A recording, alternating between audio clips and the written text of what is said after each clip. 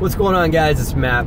So, I'm just leaving a meeting with a partner of mine, and we're assembling a deal in a multifamily, which I'm really excited about. And we talked about the different equity splits and who's going to make what on our side. We're the general partners on the deal. And we talked about how we're going to break down the general partner side of the project. Now, and so what I want to talk to you guys about is the different ways that you can get ownership of a multifamily deal without putting any money into it. Interesting conversation. Of course, the easiest way to get ownership of a multifamily deal is to invest in a multifamily deal and put your own cash into the deal, right? But there's other ways you can do it, and what the three ways that we broke it down for are to become a general partner on the deal. If you invest in the deal, you're the limited partner, so that's easy. What you get through putting your cash, that's what you buy, is you're buying a limited partner side of the project. But if you're the general partner, perhaps you have money in the deal, perhaps you don't. And the way that we broke the general partner side down is that there's like the acquisition side of the project. That's number one. And that's somebody who finds the deal, not just finds it, not just goes on LoopNet and says, hey, I found a project. No, they perhaps goes to see it. They negotiate the price on it. They assemble the contract. They run point on the acquisition side of the project, and get a lawyer in place, and just are the point man for the buy side. Okay.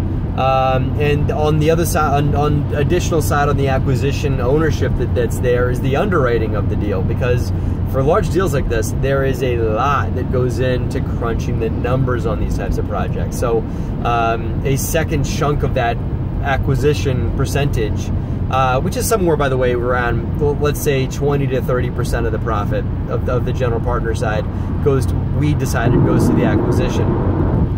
And there's the underwriting of it, meaning crunching the numbers and spreadsheeting it and figuring out what the, what the money flow is going to look like, and what year 1, year 2, year 3 is going to look like. And that underwriting then turns into an offering memorandum that goes out to investors, and that flows into the second bucket, let's say, that you can get ownership of a multifamily in, which is getting people to invest in the deal, soliciting investors. These are accredited investors that have high net worth that want to buy a chunk of a multifamily property. So this is through your own network. This is perhaps through building a database of people or whatever that want to own chunks of multifamily.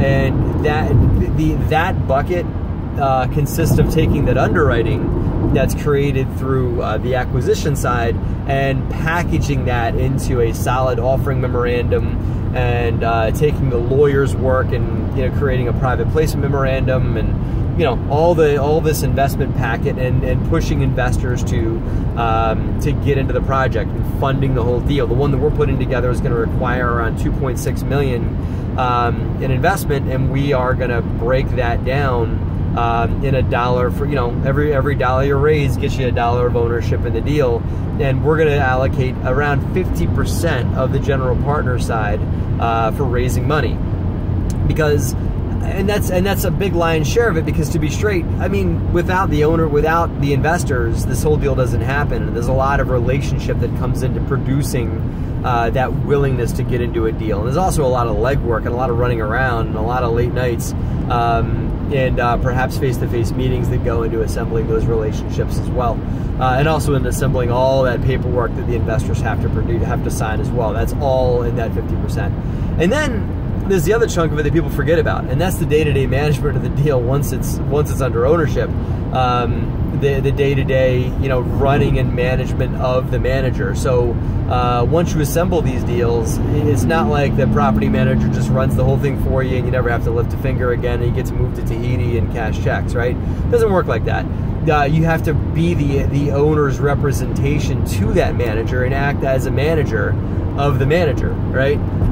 So there is an ownership stake that comes alongside of that as well. And I should also say that most of the time, there's not one person for each of these buckets. These roles tend to overlap. Like for me, I'm going to be doing a little bit of all three of these things.